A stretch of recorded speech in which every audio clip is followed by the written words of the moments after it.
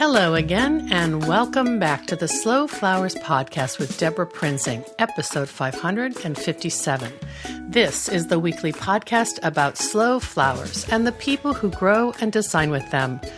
It's all about making a conscious choice, and I invite you to join the conversation and the creative community as we discuss the vital topics of saving our domestic flower farms and supporting a floral industry that relies on a safe, seasonal, and local supply of flowers and foliage. This show is brought to you by slowflowers.com, the free online directory to more than 880 florists, shops, and studios who design with local, seasonal, and sustainable flowers, and to the farms that grow those blooms. It's the conscious choice for buying and sending flowers. And thank you to our lead sponsor for 2022, Farm Grow Flowers. Farm Grow Flowers delivers iconic burlap wrap bouquets and lush, abundant arrangements to customers across the U.S., supporting U.S. flower farms by purchasing more than $10 million of U.S.-grown, fresh, and seasonal flowers and foliage annually. Discover more at farmgrowflowers.com. Our next sponsor thanks goes to Johnny's Selected Seeds, an employee-owned company that provides our industry with the best flower, herb, and vegetable seeds supplied to farms large and small, and even to backyard cutting gardens like mine. Find the full catalog of flower seeds and bulbs at johnnysseeds.com. I'm so happy to share today's conversation and design demonstration with you. Jennifer Driscoll is the owner of Oakland-based Redwood Wild Florals. I met Jennifer last summer at the 2021 Slow Flowers Summit held at Filoli, not far from her Bay Area backyard. You know how you start following someone you've met on social media, and then you want to learn more about their story and their creativity. Well, that's what happened with us. So I invited Jennifer to join me to share about her floral journey and to give us a floral design treat. Her tagline for Redwood Wild Florals is seasonal, hand-picked, and foraged garden-style florals. While a self-described gardener who loves to share her flower bounty and find beauty in community, Jennifer's artistic superpower is her background in interior design. Drawing from her design training and combined with her passion for gardening, Jennifer arranges an array of organically grown flowers straight from the garden to create lush, artful, and refined florals. Be sure to visit slowflowerspodcast.com for episode 557 to watch our full interview, and I've included a beautiful short video recently filmed in the Redwood Wild Florals cutting garden. I've also included photos of some of Jennifer's interior design projects, and together these will give you a lovely peek into her creative world. Let's jump right in and get started.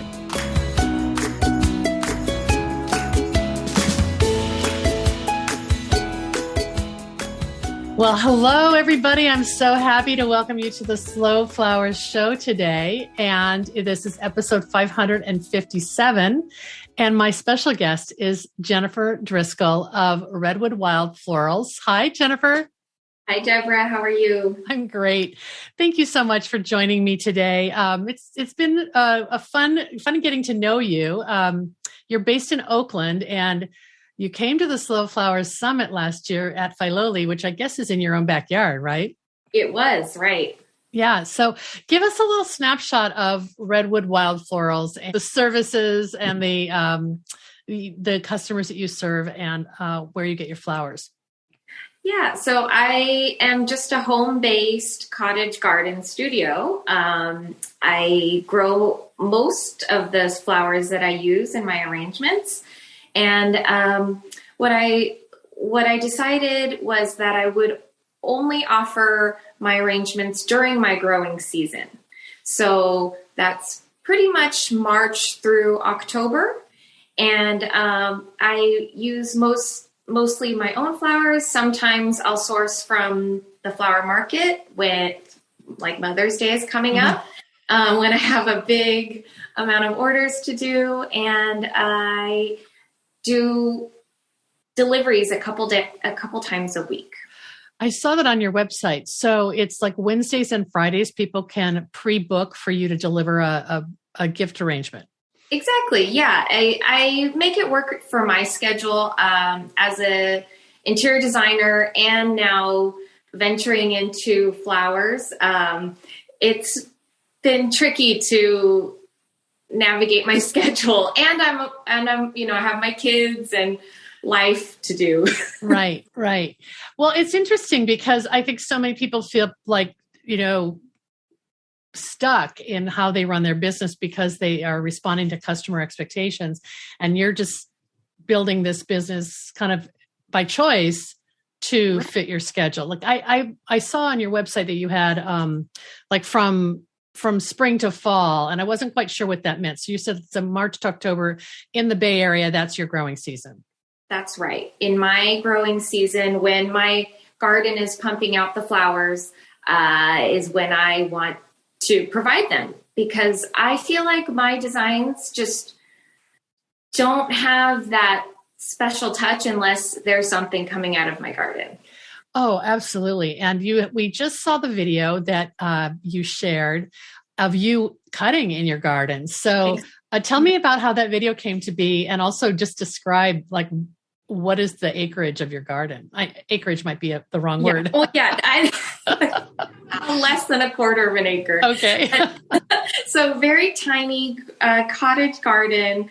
Most of my flowers and most of my land or, garden space is in my front yard. So I'm out there all the time. I put containers on my driveway, and I do all sorts of, just as I maximize it. I figure out where the sunshine is. So my driveway gets a fair amount of sun, and we don't park on it. So it's become another flower bed. That's a lot of square footage to give up to, asphalt. So so obviously you're getting the reflective heat from that, but your containers, then you can move them around based on what you're growing and the time of year. Exactly. And and moving around is pretty key for me, because it does allow me to move things into the sun when it's sunnier out. I could move them out of the way, and it gives me the flexibility to design my garden using colors and combinations that are interesting and the way I imagined. Yeah. Although, you get these bulbs and sometimes it's not what they told you it was. Well, let's talk about that. So you mentioned bulbs. So right now are you harvesting mostly the spring flowering bulbs? Is that what you're beginning? From the video, which was taken in March, it was all tulips and daffodils just exploding and having their show. The ranunculus are coming out right now for me. There's a lot of local growers and my friends who are professional growers who their ranunculus came and went a couple weeks ago. I think around the same time my tulips went, and it's because I grow in the shade mostly. So they were very slow to come out, and once the sun hit them, they're throwing out all their blooms. So here, oh my goodness, yeah, wow! But by growing in the shade, you're kind of delaying the bloom time. That's right. Yeah, it's interesting. Yeah. Huh. It's interesting. That's what I'm learning. This is only my 5th year of serious gardening, and I am learning that I'll get the flowers eventually. It just takes a little more time. Yeah. Well, I know you're going to do a little design demo for us. Is this a good time to break, and have you set up for that? As I mentioned, I am an interior designer. I've been an interior designer for about 15 years, and didn't really get into gardening until our family moved over to Oakland. So when I had to revive the garden that was here and figure out all the plants that were already growing, I really got the gardening bug. And that's how I got into gardening. So now I love to bring in the flowers and arrange tablescapes and just share the flowers in my house, and then with my neighbors and friends. That's wonderful. Yeah, it's a really nice way to bring inside out, and just have have nature. I'm also a huge houseplant proponent, so a lot of people come in my house and think it's like a jungle in here. And I'm like, yeah. Wow. Well, why don't you get started, and I'll ask you a little bit about your path to flowers while you're designing. What are you going to show us today? So today I've already set up a little bit, sort of a base for a side tablescape that you can do when you're hosting guests, or just I feel like to me, it feels like a casual garden party design. It's so pretty the way you've kind of grouped using scales. So there's sort of a dominant arrangement to what we're seeing on the right with the large vase and the viburnum and the plant, and then kind of a secondary grouping on the other side, other end of the side table. Is that sort of Exactly. And so I brought in the height here with some tall viburnum, and I always bring in different branches in the different seasons in this vase, just because it holds it well, and it's nice and tapered, so I don't have to get a massive amount of branches. Just a few do the trick. Yeah. So the height is there, a little clustering, and I brought some of the color from up here, which our color story is white. So I brought that down to the table and put a few florets down here, and sort of continued on with some pretty books and some items that, again, fit the color story, some black and white. No, it's kind of like the echoing effect of the large arrangement and then repeated on the other side. Yeah. I can see where there's a lot of interior design consideration into how you've placed things, and it's the overall composition, not just what's in the vase. Exactly. And I was thinking I would, I harvested all of my white ranunculus, so I could add a few more in there. And I thought it would be really pretty, although I don't have the things, but just to add, this is where you could put platters, cups, teapots, where your guests can gather and enjoy the setup. That's so pretty. I love it. Wow, that's a lot of ranunculus that you yes, you sacrificed for this demo. I have more. Well, it is Mother's Day week, so I was planning to harvest the blooms anyway, and here we are with all the ranunculus. So those vases are really cool. Do you deliver arrangements in vases, or is that part of your look? So, right. Part of my my main offerings are arrangements in vases. I haven't quite figured out the best way to deliver with bouquets, just because I don't feel comfortable leaving them out of the water source. Right. And so what I started with mason jars, and I upcycle actually mason jars that a friend uses. She gets her lunch delivered, and I can upcycle her mason jars. They don't take them back for some reason. Okay. So you have a source of mason jars. Yeah, and ball jars, and so those are my smaller offerings. And then I'm now learning where to buy wholesale vases. Okay, those are beautiful. Yeah. They look very handcrafted, even though they're probably mass produced. That's right. Exactly. That's fun. So Jennifer, can I just keep asking questions while you're working? Yeah.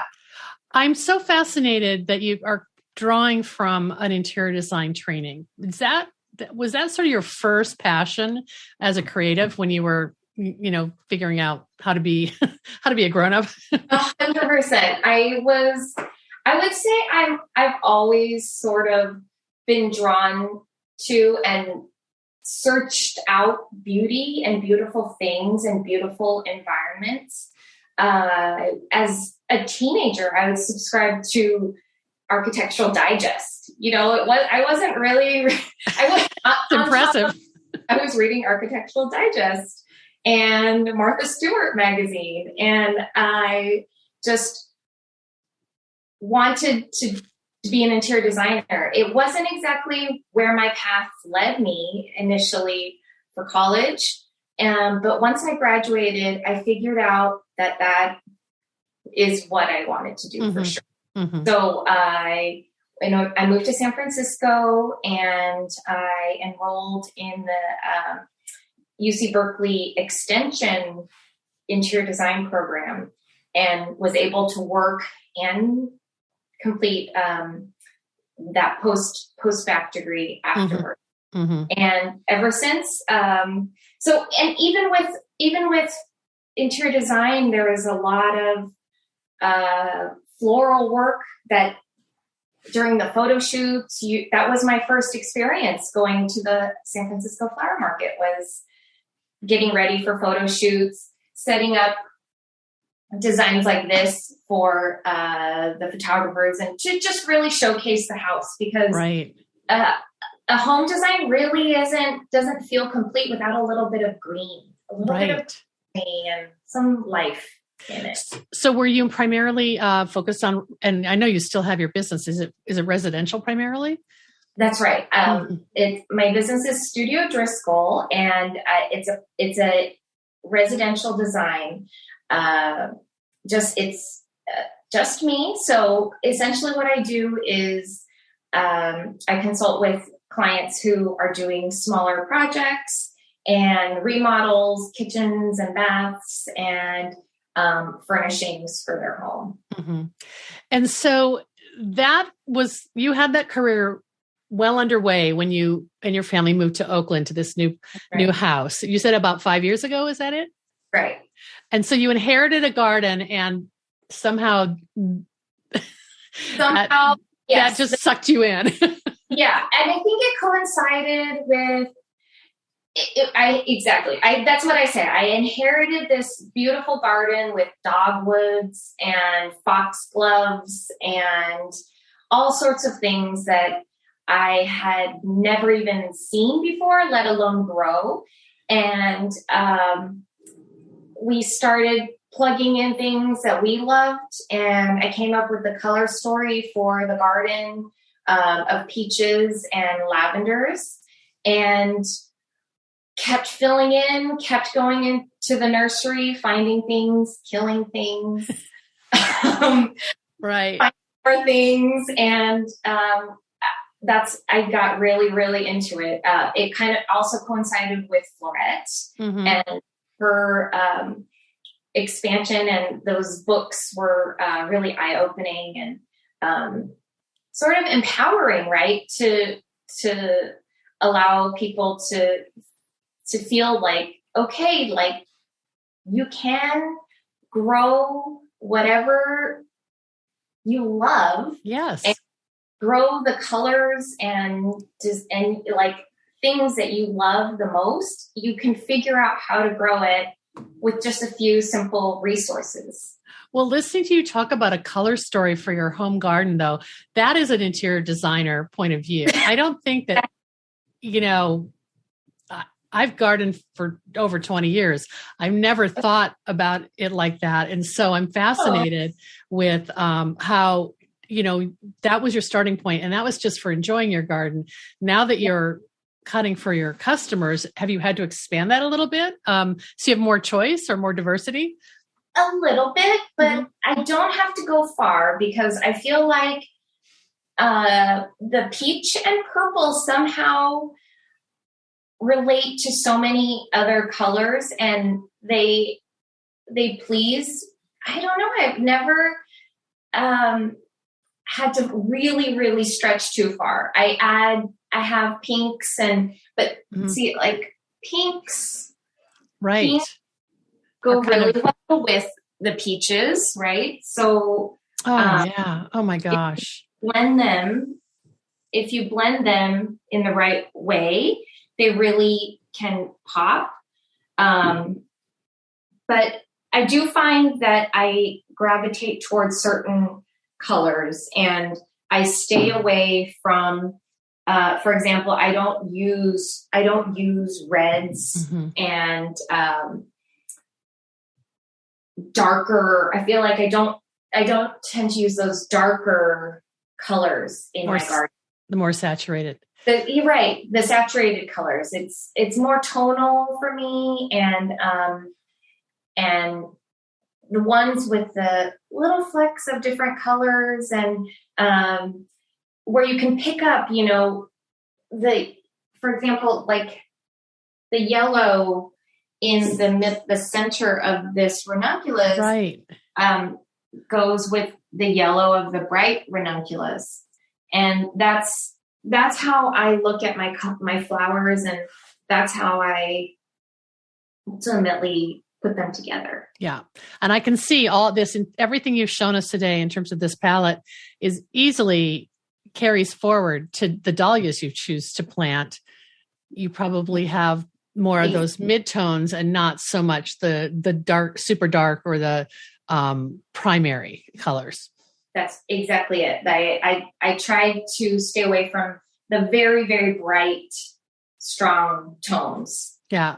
And they tend to work. And now that I can grow in mass, or in my version of mass, because again, that's like, it's actually less than a quarter of an acre. Right. So, and I really just plug in things where I can. But now that I have things coming out in larger amounts, I'm able to mix and match things in a different way. And like I said, I'm always scoping out my neighborhood, which is a very gardeny neighborhood. And I am not shy about asking if I can snip or, grab a little something from the tree, from the foliage of a shrub. And it's a nice way to meet my neighbors. Like, right. I've very rarely come across a flat no. Yeah. Were you in the city before you moved to across the bay? Yeah, I was in San Francisco, and that's when I started dabbling with growing and gardening. I think I grew some Swiss chard, but in San Francisco, it's so cloudy that it was a tricky environment to grow flowers or really much of anything. Really? So just crossing over to East Bay is definitely a different growing climate.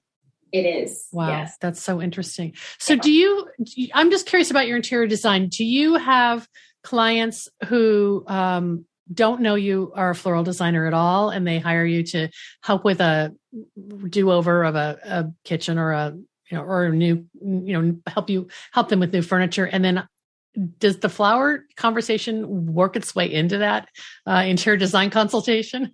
I think they do. I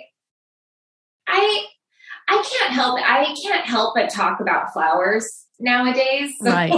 It's such a big part of my life that there's no hiding. Right.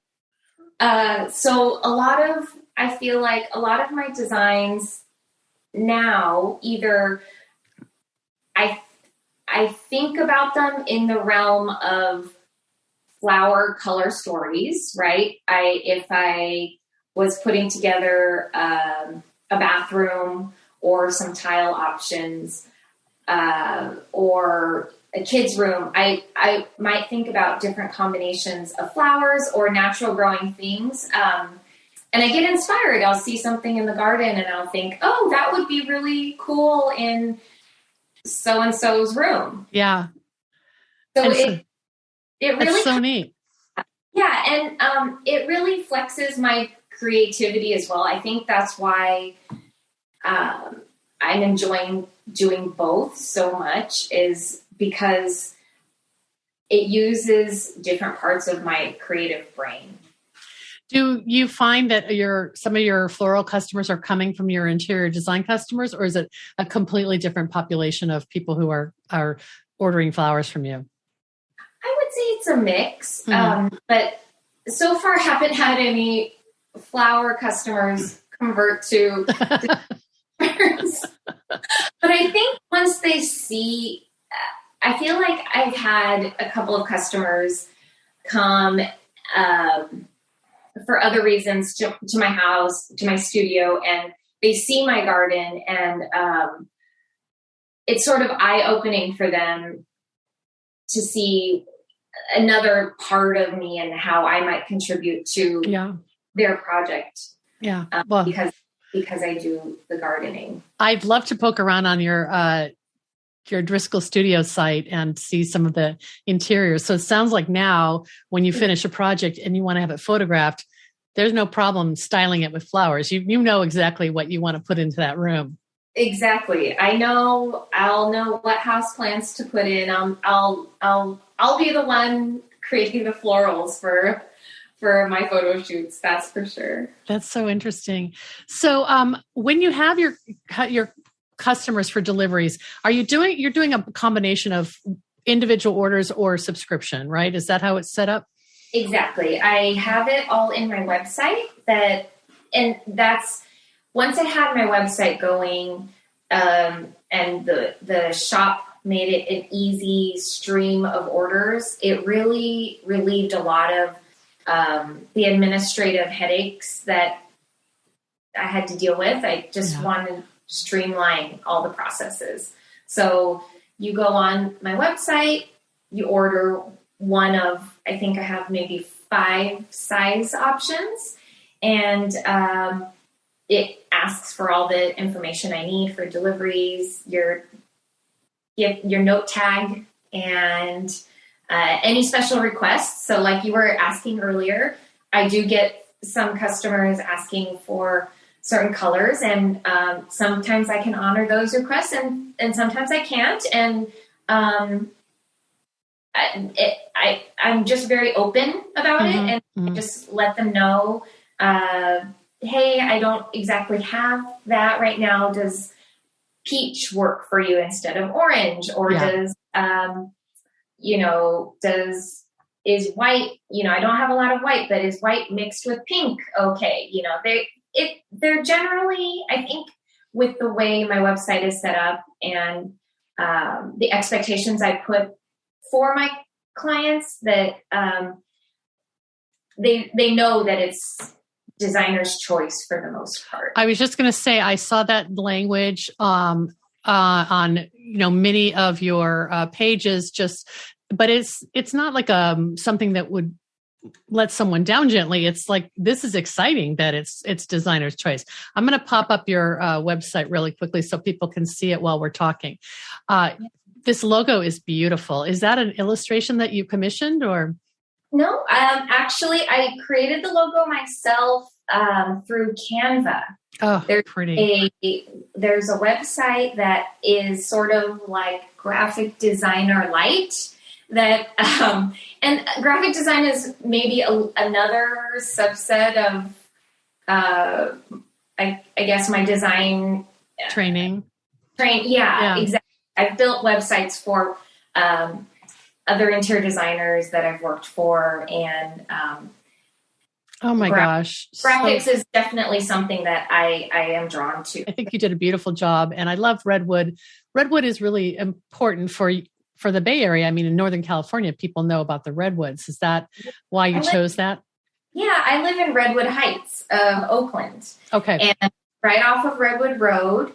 And it's this neighborhood that's just below Redwood Regional Park, where the loggers used to go up there, 200 years ago, and drive down the redwoods to the city. Wow. To build the houses down in the city. So it sort of says very local.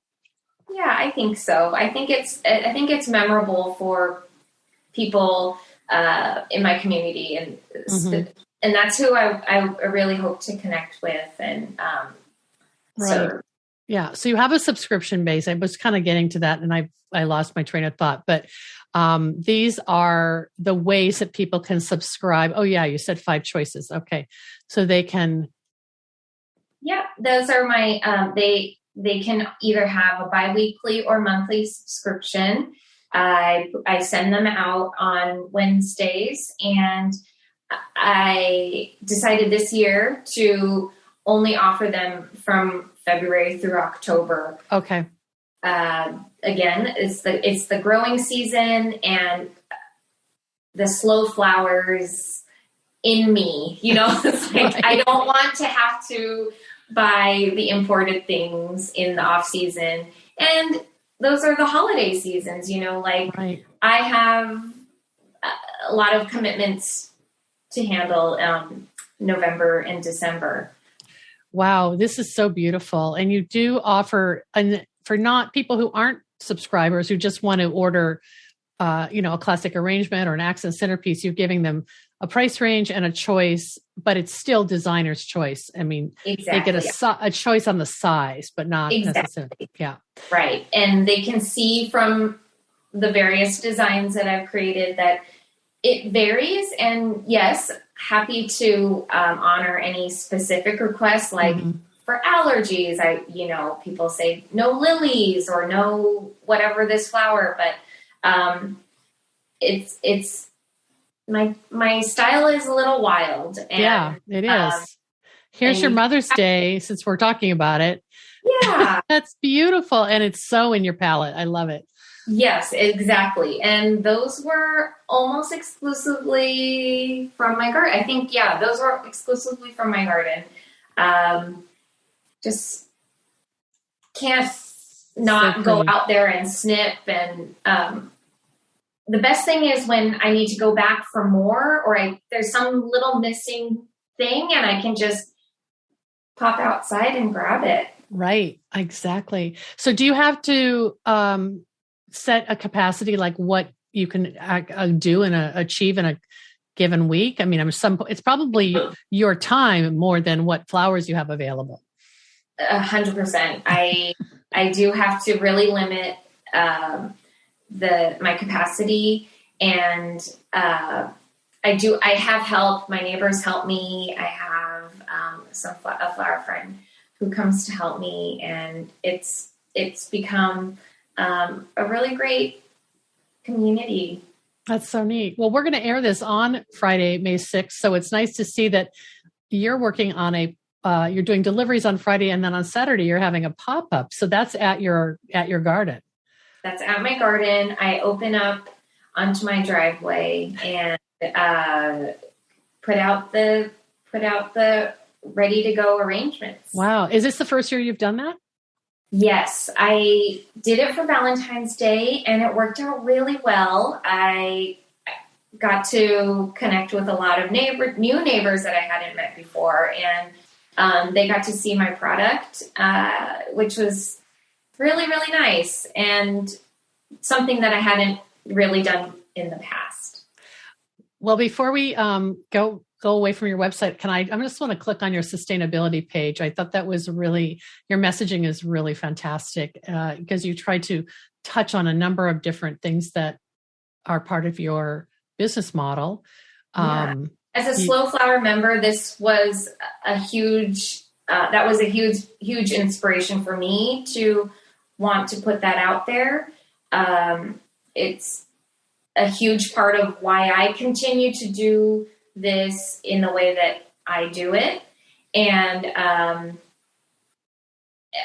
it's really important to me as a gardener also to protect the critters that are, all the diverse life that is in the garden. Absolutely. Is really important to me. That's so interesting, Jennifer, because when I first started meeting flower farmers and sort of becoming aware that there was this dichotomy between imports and local flowers, like maybe 12 years ago, I thought like a gardener too, like, well, why wouldn't I be buying flowers that are local? Because I know how they do in my garden, and I'm aware of the seasonality and, what it takes to grow without chemicals. And it just made sense to me. And I was so shocked when I feel naive talking about it now, but I was so shocked when I thought I knew everything about any plant, anything in the plant world. And then this reality, kind of what made me wake up and say, oh, there's definitely a different model in the traditional floral world. And what can we do to change it? So any little way we can spread the word about how important it is. I feel like most people are completely unaware. Yeah. So I really wanted to make that my mission, make that my priority, and let people know why it is I'm growing tons of flowers and selling them out of my driveway. Oh my gosh. I hope I can visit sometime soon. It's wonderful. What else do you have on tap for the year coming up? I know you've talked about doing some workshops. Is that in the works? It is in the works. I have a big year this year. I'm doing a lot of traveling now that we're all back to traveling. I'm bringing my daughters and my mom out over to Europe and doing a sort of a grand garden themed tour. Oh my gosh. When are you leaving for that? We're leaving in 3 weeks.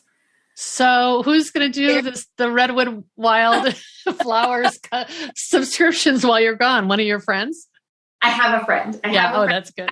It's only 1 or 2 orders, subscription orders. And I regularly update my website. That's another thing I learned with having a retail business is you have to regularly update your website and notify everybody of, your absence in the way that you notify clients right. when you have vacation. Yeah. So that sounds wonderful. Yeah, I'm going to the Chelsea Flower Show. I'm learning from Emily at Floropean, all sorts of my gosh. Flowers. Have a wonderful time. I'm super jealous.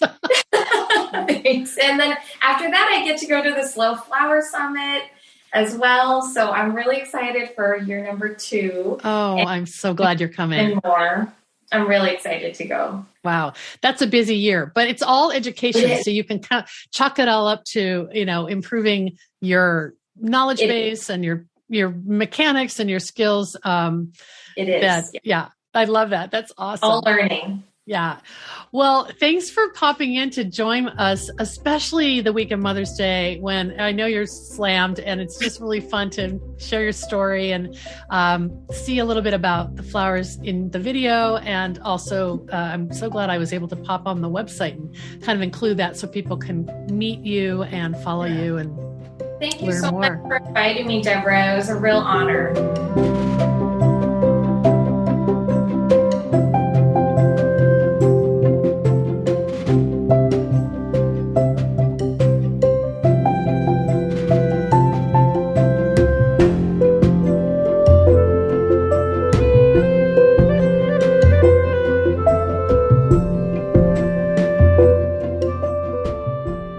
Thank you so much for joining us today. I loved seeing all of the cutting garden ingredients that Jennifer grows and includes in her bouquets and arrangements. Take inspiration from her story, and perhaps you'll borrow some of the ways Jennifer blends 2 creative pursuits into her lifestyle and use it in yours. Our next sponsor thanks goes to Mayesh Wholesale Florist. Family owned since 1978, Mayesh is the premier wedding and event supplier in the U.S., and we're thrilled to partner with Mayesh to promote local and domestic flowers, which they source from farms large and small around the U.S. Learn more at mayesh.com. Coming up this Friday, May 13th, you're invited to join the Slow Flowers member meetup for the month. That's a virtual meetup. It's our Slow Flowers Summit design preview with 2 of our Slow Flowers Summit featured floral designers who will join me for an inspiring conversation about seasonal growing, sourcing, and design. Zinnia D'Ambrosi of Sweet Earth Co. and TJ McGrath of TJ McGrath Design are part of our inspiring Day 1 speaker lineup at the Slow Flowers Summit. That's June 26th. and they'll both present a design demonstration using all locally grown botanicals. At the meetup, you'll have a chance to learn more about their floral enterprises and how they stay true to their missions. For both of them, it's a mission based on seasonality, sustainability, and connecting clients, consumers, and their communities with the beauty and meaning in their locally grown flowers.